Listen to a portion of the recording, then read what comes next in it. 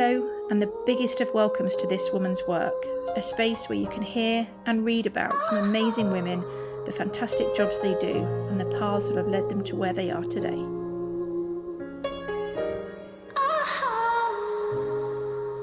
I'm here today with Anna. Hi, Anna. Hi, Tops. Could you tell the lovely listener what it is you do for a living? There's been many things along the way. Right now, where are we sitting right now? We are currently sat in the womb of my baby. We're sat in my studio, which is effectively in the garage of my home. So I'm not, I'm not going to pretend that it's anything other than that. The reason for setting up this space and painting it is because these PowerPlates, these babies, the Pro 5s, are the reason I set up the studio, because I fell in love with the technology 14 years ago when I had my second daughter and needed to get back into shape. And I tried everything, and they were in the corner of David Lloyd. I tried everything. I wasn't going to diet. I tried all the classes. I was running. Just couldn't get me back. And for me, my body was, really pre-children. It was my thing. Yeah. As you know, we've spoken before, and I did have some, different weight when I was in my late teens through some struggles, put on lots of weight, and then lost all that weight and was the opposite, and had other struggles. So diet for me is disordered eating. Yeah. And for me, it's got to be about, a healthy approach for food, which is really important because I've got two daughters. Yeah. And what you put into your body is what you are, what you eat. You are what you drink, as we've had the conversation about Very water. much, yeah. But this technology was a really quick way to get my body back into shape. I enjoyed it, and I didn't get bored with it, and I never have. There are elements of exercise that I think we all over our lives do pick up and put down. Yeah. This one's always been a constant for the tone, but really, when I started to hit perimenopause, and couldn't keep doing the cardio bunny and stuff, and was never really into the lifting weights. But I couldn't keep doing it because this is affecting our sleep. You can't keep doing the cardio, and we brutalise ourselves. We're punishing I see it with all of our clients. They kick the strength from the cardio because that's what they think gives them results, because they're punishing themselves because they're not kind. And actually what this, wearing the Oura Ring and learning more about recovery and the need to do recovery, I discovered this whole untapped technology in PowerPlate that I'd been using just for tone and for the aesthetics. I discovered recovery, what I've introduced you to. Yeah. We had a little taster of what the vibration does for massage, but for stretch, it just enhances everything you do. And that's why I set up this space, because it makes me feel good when I'm in touch with it, whether I use it for recovery like we just did, or whether strength cardio. It's quick, it's effective, and we see it with our clients. We're seeing it. We've only been open for 3 months, and we've got clients that have been on right from the start, and they just fall in love with it like I do, and I love seeing it. I set this up because I feel like everyone should love their bodies. Yeah. So they've got the plates, and obviously we haven't even talked about the bikes, which we were the third place in the UK to have them when they launched just over a year ago. We had one. We now have 3. And they're biohacking at its finest. I hate bikes. I hate a stationary bike. Even when I'm not in running a class, I like to see people leaving, or the glow. They come out. They've been taken to a burn, but they've done. It's been done in a fun way. It's a relaxed way. It's safe. It feels, whilst it's not. PT is, we're in between. Small group's perfect because you're not on the intimate one-to-one with the PT, I don't which can get boring as well. Well, and also I find it can be quite pressurising, and it can be quite, for me, I find some people love it. They do, Some people need it, and it's right for some people. I've done it myself for a bit because I tried it, but I like other people. Yeah, I do. But some people don't want to go to that big environment. So we're like that middle ground. So you get the hands-on corrections. So you're not going to get and it's safe technology to work with anyway. Yeah. And it's safe. If people who aren't, they might not feel body confident. If you walk in here, yes, there's mirrors, but it's dark. So right, before we go too far forward, we're going to go back. Yeah. We talk about little Anna. Little Anna. So what was little Anna like as a child, school, college? Ooh. What were you into?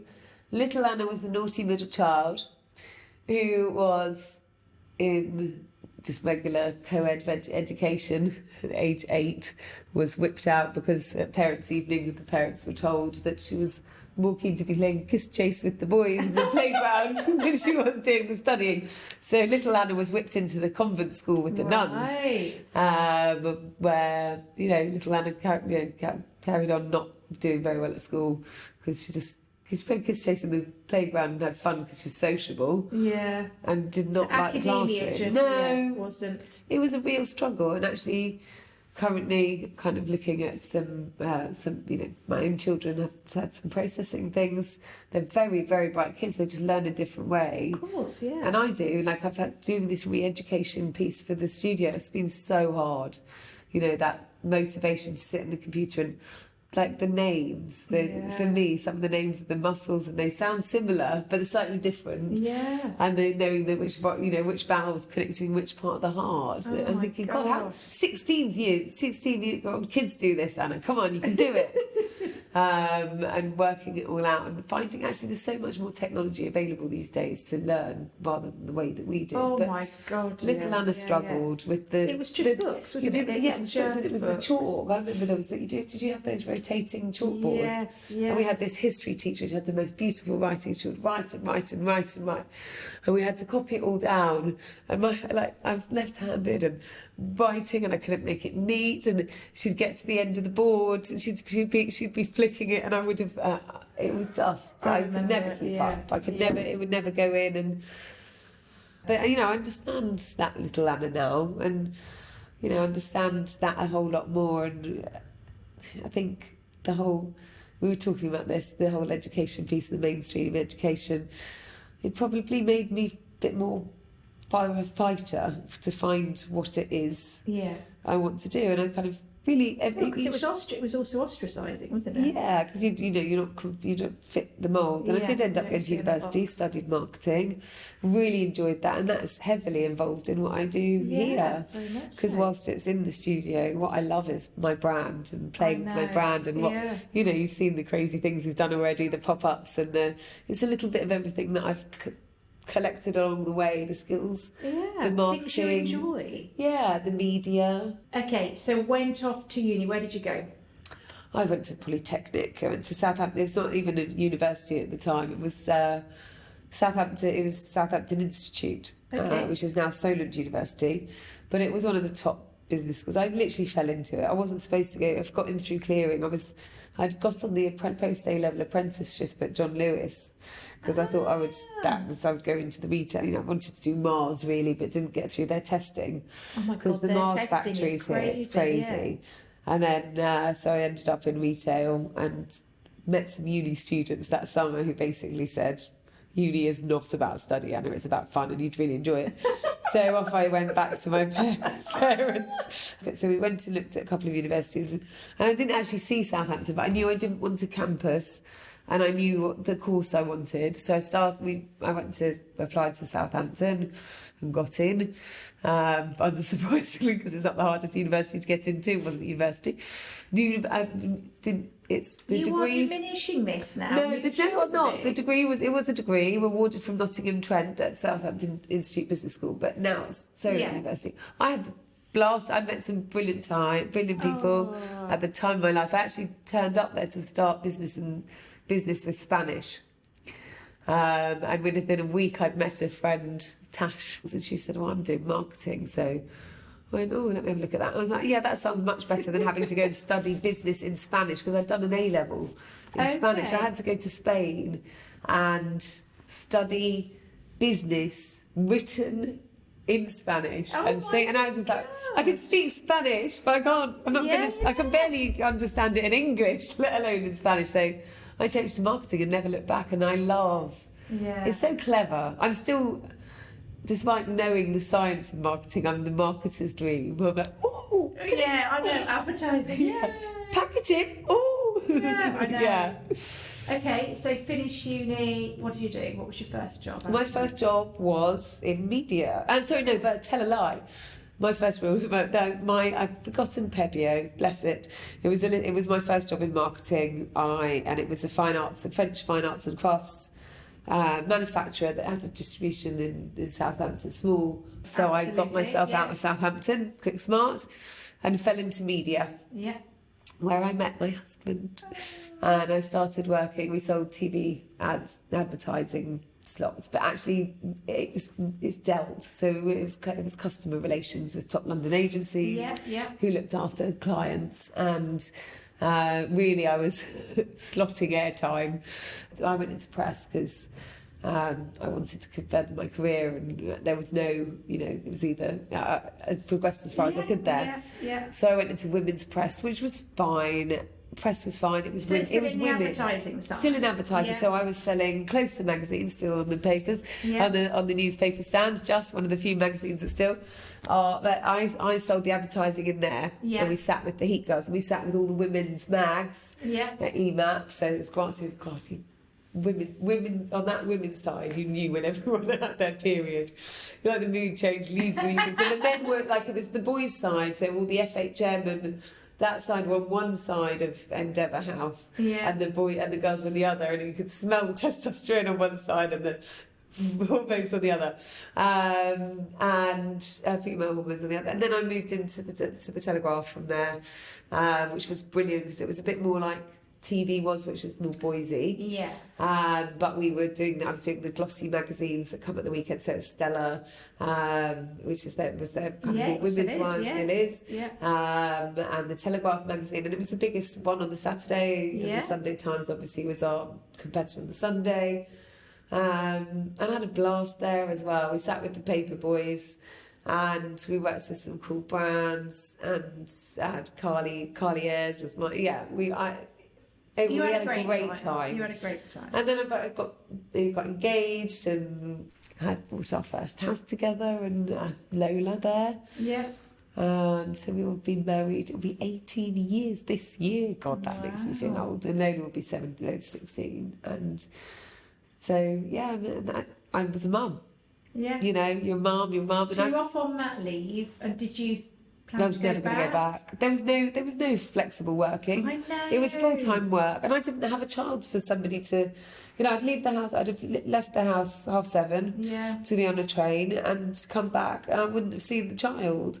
And being a bit of a control freak, I didn't want someone else bringing up my child, and so we took the decision to be not. It wasn't really on.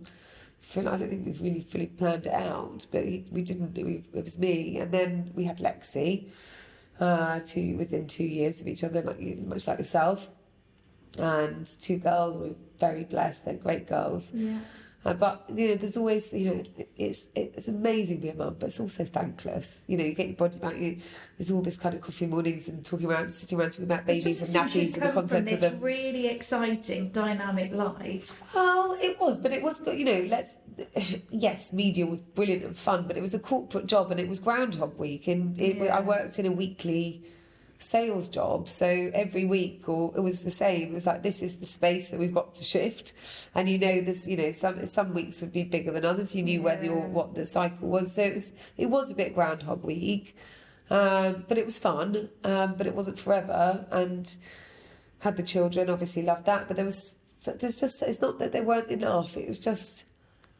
There's just always an itch, right? And it's not, and you can't feel. There's only so much time you can do you can fill with exercise, reading books, and be at home being a mum, and you lose your identity. I think that is the thing. It's not that you don't want to have your identity as a mum, but you lose your identity of who you were prior to wife, mum. It's who. I couldn't agree more. I think you can go. I'm being a good mum. I'm bossing that, for want of a better phrase, although I don't think any of us ever say that, do they? We always think... I think sometimes we might feel like we are, for 5 seconds, and then we're rubbish. But I couldn't agree with you more. It's that sense of, you absolutely lose your sense of self, don't you? And so that's I think that's why there's always been a need to do something. But feeling guilty about feeling that need as well. I know you have a little life in you yet. I know you have a lot of strength left. I know you have a little life in you yet. Yeah. Mother's guilt. Guilt is a wasted emotion. Somebody told me that, and it's very true, but you can't help but feel it. And even setting this up, I feel guilty. Lola's doing her GCSEs and Dara's now, set up, and I've decided to do this now. But so I did I had the corporate job, and I had for a very short period of time, imported a baby skincare product from America. Oh, okay. A Vino baby. It wasn't available here. And I contacted Johnson & Johnson. They said, no, we don't fancy the market for it. And it was so good for my kids' skin. Right. And I would bring it back for my kids, and other people would say, and I would give them bits. And I thought, well, there's a market here. Yeah. So for a short period of time, I brought that over. And then Johnson & Johnson Legal Counsel contacted me in the UK. And it took them a while going back and forward. And they said, well, you can't supply it because it's American packaging and it's EU. We were still in the EU then. Of course, they said you can get it from Italy, so you could get Italian packaging. And I said, you know what, it's not for £1 a bottle or whatever I was making and all the stress. I was like, it's not worth it. But it was a grey area. I knew it was, and it wasn't my brand. It was not something you could ever do something with. And then the cake thing came along, and that came about very organically. She was amazing at baking, and someone said, I just love baking. Oh, yeah. And a friend of mine was getting married, and she said, will you do, and it was going to be cupcakes, and then she said, but I love your brownies, and could we do this naked cake thing, but with your brownies? I was like, well, I'll try it. And another friend was getting married, so I took it to her and do the road test version. I travelled with this cake in a cold box down from here to Devon. So it really road tested it, and everyone loved it with this raspberry coulis. So I was like, okay, road did a full mock-up, did hers, and then people said you really should do it. And so I was encouraged by people around me to do it and have the confidence, and I did it, and I loved it. And then I'd always thought about PowerPlate, and we moved here, and I don't know what made it just click. I'm going to do it. And it just... So by this point you are using, so you're going to your gym. I'd bought I got rid of it when I got these, but I'd owned my own Pro 5 reconditioned plate for 7 years. Okay. Because I'd stopped going to David Lloyd's. It's the only thing I went down to do, and all the people chatting, I just wanted to go in and work out and leave. So I always had that at home, and I still ran and did all the other stuff, but I used the technology at home. It's always been constant. I've had it, I've owned it I've been an owner of it for 8 years now.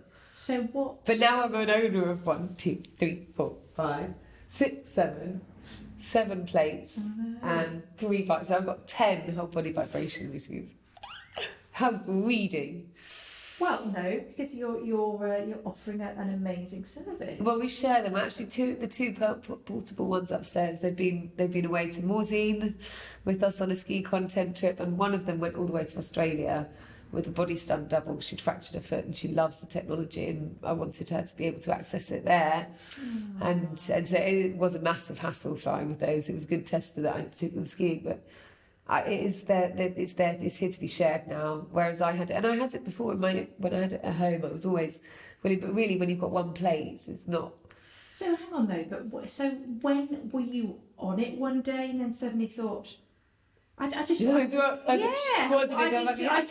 It's always planted. It's always planted. I've loved the technology, and I've always. You've always tried to. Were you talking to people about it a lot? Were you? Well, actually, I guess I was inspired by. Stuff that I sought out online, because I was always looking for how to use it better. I was taught one thing at David Lloyd's by a very good trainer. She did what I asked for. I wanted a whole body toning program, and I did the same thing over and over. And I picked up little bits, but I only had 3 sessions with her, so I never learned anything else. And she probably only who knows? She knew, yeah. Who knows if she knew all the things it did, that it does, or if she just knew. That it just depends. Our team all know the benefits because they've got and they're teaching it in all the different ways, or as many different ways as they want to, because and that, why the studio, because I love the technology, but I couldn't find it how I wanted it and how it could be used. And I found Vibes Fit in Chicago, actually, and the, you know, social media was great actually for looking and being inspired by, but you couldn't get a full program. And Vibes Fit was the closest thing. Actually, the massive inspiration was PowerPlate No, because it's the PowerPlate. I didn't know it's actually the PowerPlate authorised, one of the PowerPlate authorised centres. Okay. And the PowerPlate US is closely aligned with them, which is what I aspire to be here. And we're actually now are a PowerPlate authorised centre. We'll always be different from Vibe Fit because they're on a prime space in Chicago. We're kind of private members. You've seen the setup. We're in a private home. We run as a private home. It is separate to runnings, but it's always going to be private members because it is private. We don't want to be big. We're not going to be mass. And I think the reason I am here doing this is I want everyone to feel good about themselves. I want, and it, you know, when people say, oh, what's the plan and what's the, you know, bigger picture and why, it's organic. Yeah. It's very organic. Would I love to have lots of these? Yes. But no, because as soon as you start to grow stuff and you don't have the care and somebody else, you outsource it. You know, say somebody for your franchise and somebody else doesn't care like they do because they're just doing it for the money. And a lot of people do it for the money, and I'm fortunate. I mean, I'm not so fortunate that I don't have to think about money. Yeah. And this has to monetize itself. But the way that I've set this all up is that I want to be, and I believe I am, the highest paying studio owner in the area. Yeah. Because I don't want to be taking advantage. I'm earning myself in my own studio. I've got a very fortunate situation because we own this premises. Yeah. So I don't have rental costs. I have running costs, of course. And I have the technology has to pay itself back. Yes. Yeah. Thereafter, it's a space that, yes, we have run it as a studio, but I have other goals to use the space in the quiet times. I'd love to work with some schools, with care homes. Yeah. Because this technology should be access to everyone, and I'd love this. You know, the mental health problems in schools and teenage girls, especially when they hit GCSE and A level. I see it myself. Yeah. You know, and the body dysmorphia that goes on because of social media, and you know, I think this. I'd like to be able to offer this to some schools. In some of the dead hours. I'd like to get the technology into some of the schools that have the money in the area, that do all the competitive sport and don't do the recovery pieces. I see so many of my kids aren't into competitive sport, but I see so many kids. So we've had them in here. Yeah. Kids playing competitive sport and their body's being put through so much, and the coach is not doing the recovery piece, and they don't teach them the recovery young enough. And then they the footballers, you know, the footballers, they injure. They go so hard to try and get into it. Competitive. If they don't break themselves trying, they break themselves in it. Yeah. And it's the best coaches are actually the ones that have been injured themselves, because they then do the recovery piece, because they know how important, not just when you're injured, but all the time. Yeah. And recovery isn't just, you know, when we talk recovery, it makes it sound like we're selling recovery classes. We talk about recovery in terms of nutrition, hydration, sleep, the hot salt baths. One of my favourite things is grounding. It's free. Yeah. Everyone should be getting their feet in the grass. Oftentimes my people find me and I've got my feet in the grass outside. Doing it again. But because if I don't leave the premises, some days I've not left here for 2 days at a time, and it's like, oh my God, I haven't left the house, but I have gone outside and put my feet in the grass and got I've left the building, but not left here. But that recovery, and it's doing that every day, 3 times a day, it just doesn't mean you go through some real shit. You just go and put your feet in the grass and look at the sky and breathe, and it's I don't game do it enough. Don't you? I don't. Every day. So you were asking about my routine in the morning, and I told you about this, but actually most of it will start in the kitchen. A little bit of pink Himalayan salt and lemon juice and lukewarm water, because you don't want cold water or hot water because it changes the properties. And if outside in the grass, ideally, drinking that before I come in. With bare feet? With bare feet. Even if it's really cold? Oh, if it's freezing cold, I love it. It's a frosty morning. You Let's hope it's frosty tomorrow and we'll get out there. Because, oh my God. yeah, and this and the cold water. I'm going to go quick to go and do cryo next week for the first time. I was going to wonder if one of the questions I was going to ask you. So, I mean, we're sort of skipping ahead a bit. Yes, Right, this okay. is just I do need this a wee is in a what I minute. do. Is whether you're going to integrate cold water therapy into this, because it feels like a sort of natural. Yes and no. No, do you know what I'd like instead of that? Instead of that, and you're going to get a taste of that later, is the light masks. Oh, So yeah. this technology was designed, I won't bore you with it, but it was designed to send astronauts into space for longer. So they could prepare them quicker, they could last longer in space, perform for longer. So 30 days without the technology, 120 days when they when they trained the astronauts in it. And then they recovered them quicker. So that's why it was developed, to send them in space. Okay. And then the red light, so obviously this is just regular red light, but the red light mask, or the light mask, has lots of other different colours as well. And I bought it for the green light for some pigmentation, for it to stop having to do anything invasive, because sun worshipping is bad and damage. I digress. The red light was discovered by NASA by accident, and the healing benefits. So there's a very famous, active, wild, whatever you want to call him, adventurer. Yeah.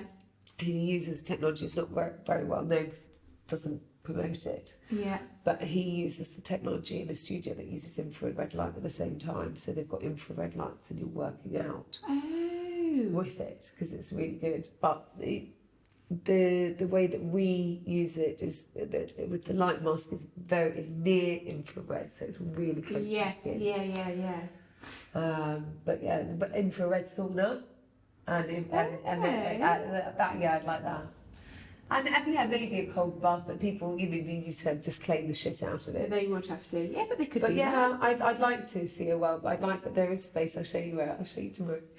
Where I foresee that within our home here. Yes, and then who knows what is to come. I definitely like taking pop up. I like the pop up element. There are only 14 PowerPlate centres in the UK. PowerPlate big studios like us. Only 14, so it's not many. No. But those people who know the technology first, some of our members have known, we're like, oh my God, I used that ages ago and I didn't know, oh my God. And so some people, that's one of our struggles, is some people know about the tech involved and have a preconception. Yes. Some of it love it. It's been shoved in a gym corner somewhere. Yeah, and that that's was not really known about. That's the experience I never had with them, is it just shoved in a gym corner. 2 final questions I always ask. What advice would you give your younger self? Oh, I have this one. What advice would I give to my younger self is that I would try to not take things so personally. I think I've always been a very sensitive soul, and there's a beautiful statement that we discussed before. Yeah. And I'm gonna read it out, because I wrote it out, because I never re-quote things as succinctly as I should.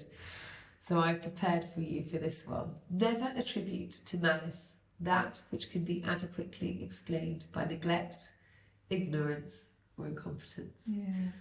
So basically it means that when things don't go your way with people, it's nearly always not them plotting against you, or it's rather something innocent, like they've forgotten, or they've got some other priorities, or chemistry might be like, you're not aligned, you're not on the right journey at the right time. Yeah. But it's not personal. Everyone's got different things, different moments, and actually not to take things personally, and to remind yourself of that, and to be a bit more confident in yourself, and not look to seek validation from others, and how people treat you isn't a measure of you. Yeah. Because I think that's what we do. Like, if you get treated like shit, you think you're like shit. Whereas when someone says something really nice, if somebody pays you a compliment, that's why I love giving out compliments. Oh, you look good today, smile, I love what you're wearing, because it makes people I genuinely mean them. Yeah. But also to say it when you think it makes someone feel better. I know. But to mistreat someone leaves somebody feeling horrible. I had an awful interaction, I told you earlier. I said something flippantly that I didn't really think about. Well, I thought I was doing a kind thing, but what I said just made the kind thing horrible. Yeah. And it wasn't meant like that. Yeah. And the lady took it really wrongly, and I just, I think, oh God, and it really plagued me afterwards. And she might have well forgotten about it, or she might be thinking something awful about me now. Yeah. But it just so happened, I know, I actually knew some of the things she was going through. She's going through some big life events, so I'm not going to take it personally. But I do feel bad that I might have. I carry that afterwards. But then you've just described that quote though, haven't you? Because it wasn't malice, was it? No, it wasn't malice. So I worry, and that's the other thing that, to take with my younger self is, and it's something we've discussed this evening off pod, is people's judgment. Yeah. I was actually brought up thinking, what will other people think? And that was probably the big thing when I left home. What will everyone think of us as a family, that we've got a runaway daughter? Give a shit. Yeah. I've grown up being taught, what will other people think? How do other people perceive me? Yeah. And now at this point in my life with the studio, if you're there to judge me, then you're probably not my person. Yeah. And if you're judging me, you probably don't know me, and you judge me incorrectly, you probably don't really know me that well. That brings us on to my final question, which is then life advice to just throw out there into the world. This could be a mantra. There's so many. I mean, feet in the grass every day. Yeah. When you put your feet in the grass every day, count your blessings. Even if it's fucking cold grass. Even if it's cold grass, think brilliant. Brilliant. I'm going to feel it all. You're going to make me do cold feet grass in the morning. Well, it's a bit like that. What was it called in that place? What did they call it? Positive. Oh yeah. No, it's reframing. Positive reframing. Yeah. Speaking kindly to yourself when you wake up in the morning. I'm able to get out of bed. I've brushed my teeth. Winning at life. Yeah. If you've had time to brush your teeth and go to the toilet, brilliant. Yeah. Your bowels, it's all those things. But just to be grateful. Be grateful for, actually, the day can change very quickly, right? If you get up and do all those positive things, and then you get the phone, looking at the phone. Yeah. I wake up early, my poor family, they wake up 2 hours later, and I'm all in tears about what I've communicated with people, or read or whatever.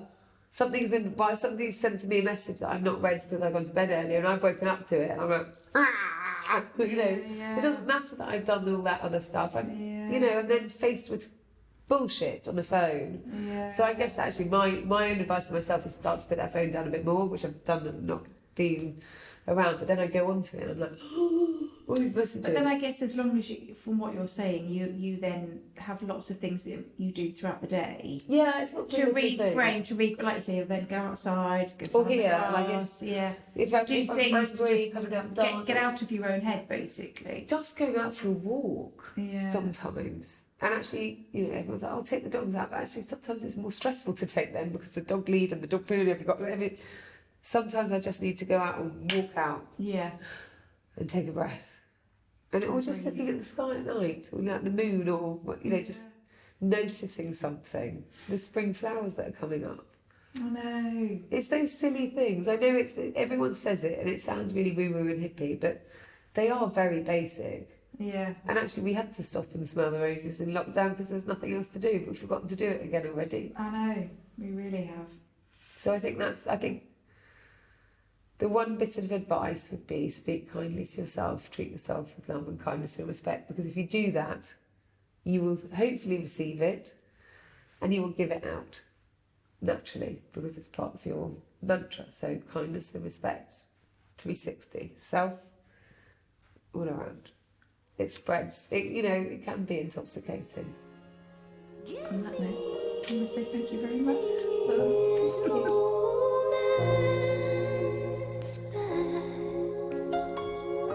If you would like to hear more about this chat, see some pics and read about how to get started in this industry and or this role, then please go to our website www.motherhood.co.uk. thiswomanswork.org.